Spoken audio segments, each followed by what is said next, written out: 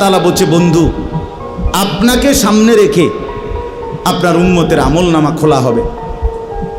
তো নবীজি সাল্লাল্লাহু আলাইহি সাল্লামের সামনে যখন আমলনামা উম্মতের খুলবে, তা আল্লাহর নবী সাল্লাল্লাহু আলাইহি সাল্লাম যখন দেখবে আমলনামায় পৃষ্ঠার পর পৃষ্ঠা, পৃষ্ঠার পর পৃষ্ঠা, এক ওয়াক্ত নামাজ নাই, ফজরের নামাজ নাই, 10 বছর, 5 বছর, 3 বছর, রাসূলুল্লাহ সাল্লাল্লাহু আলাইহি সাল্লাম বলবেন, হায় উম্মত, আমি শেষবারের মতো বলে গেছিলাম, আমার শেষ ওসিয়তটা ছিল নামাজ।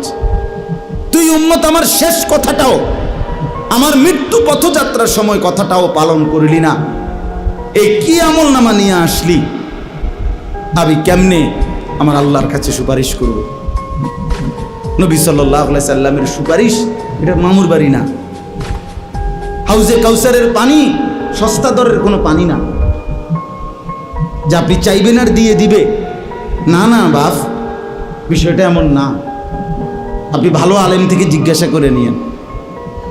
সুপারিশ এটা আপনার মামুর বাড়ির আবদার না। কাকে সুপারিশ করবেন তা আল্লাহর পক্ষ থেকে নির্ধারিত করা আছে। কাকে হাউজে কাউসারের পানি পান করাবেন তাও আল্লাহ তাআলার পক্ষ থেকে নির্ধারিত করা আছে।